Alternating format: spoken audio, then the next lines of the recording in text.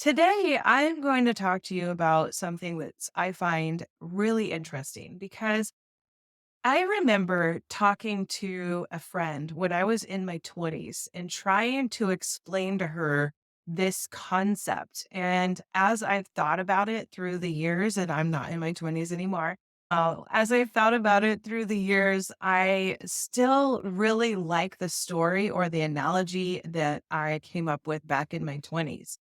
So, what I want to say is imagine that you are a kid and you're told every single day that you have blue hair.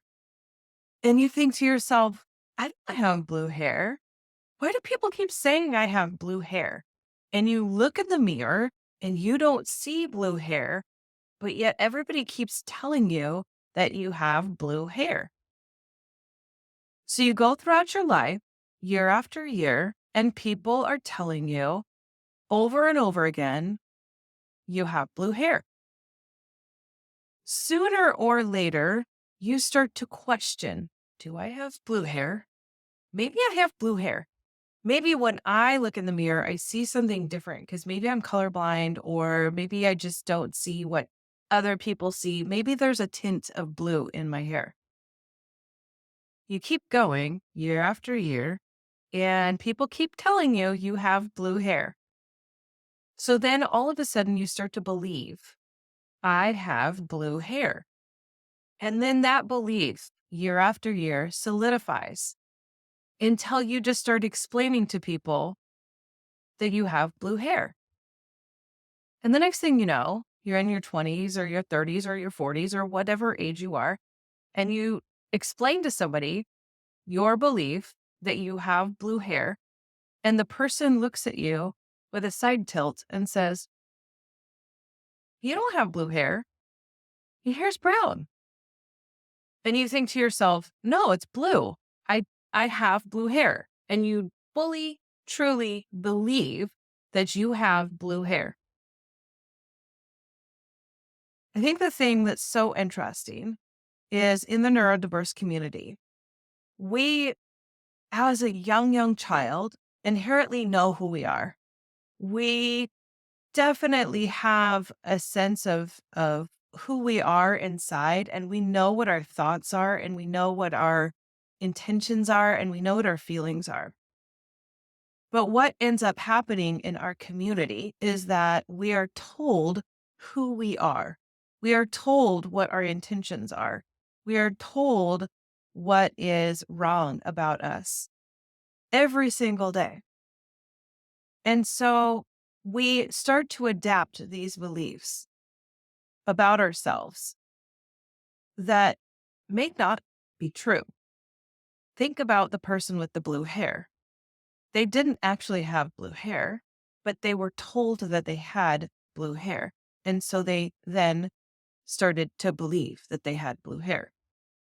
So some of you might have these beliefs that you are walking around with every single day that aren't really helping you anymore.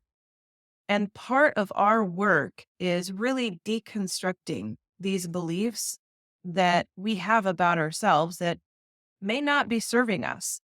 May not be true. They're just thoughts that we have thought over and over and over again because we were told something about ourselves. Interesting, right?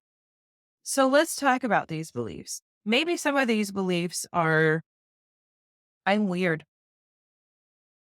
And you just say it like it's a fact. It just is.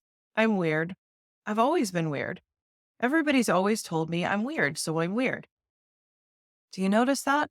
Everyone's always told me I'm weird, so I'm weird. It's not that you are weird, it's that you were told you were weird. So then after time you started thinking you were weird, those thoughts turned into a belief. And now you genuinely believe that you are weird.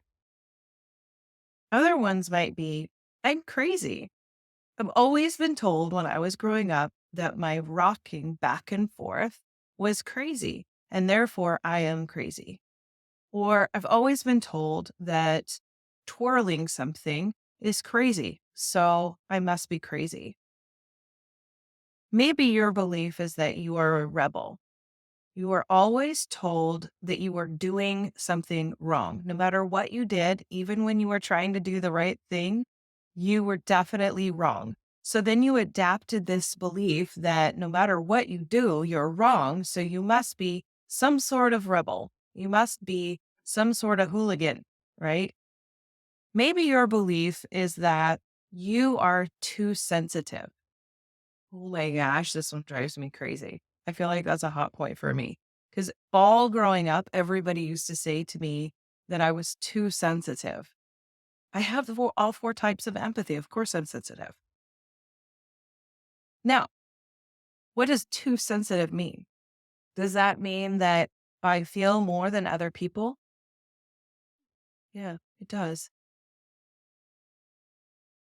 Maybe you have this belief that you are able to love other people. Like you can genuinely love other people, but there's something about you that you can't be loved.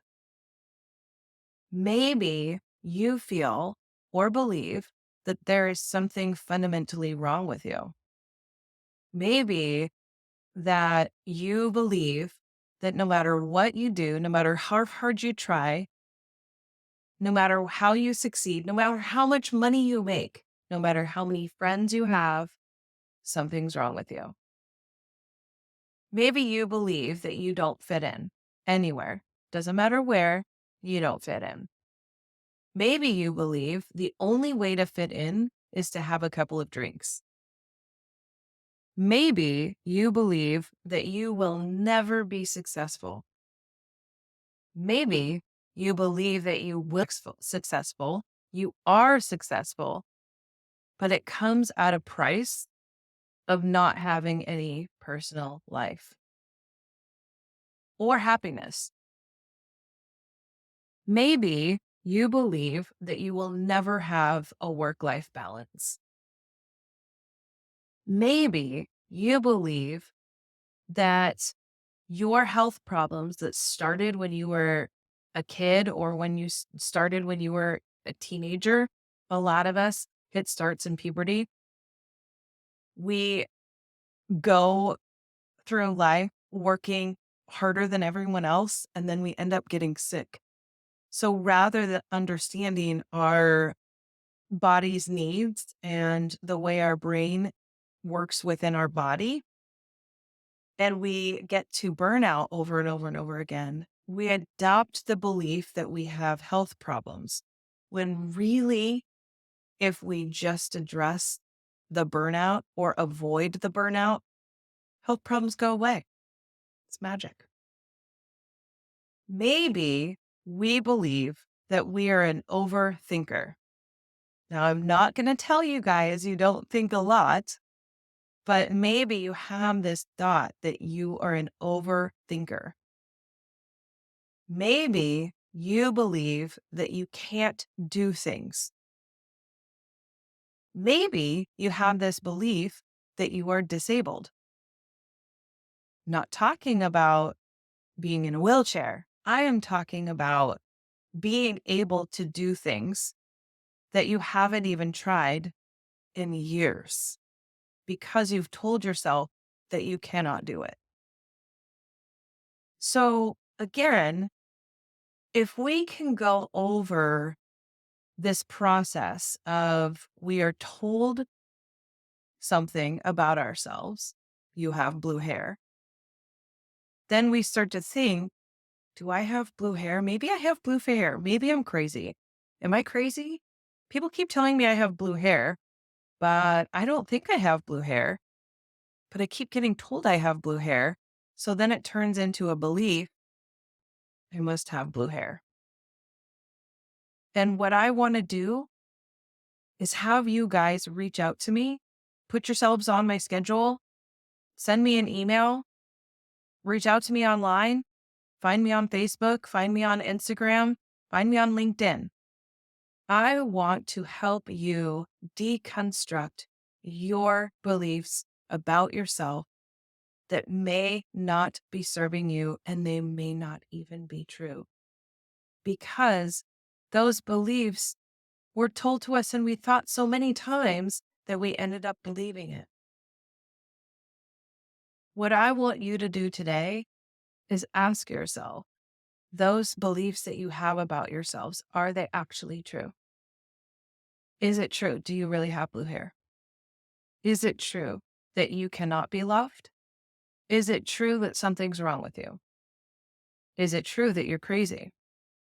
Is it true that you're lazy?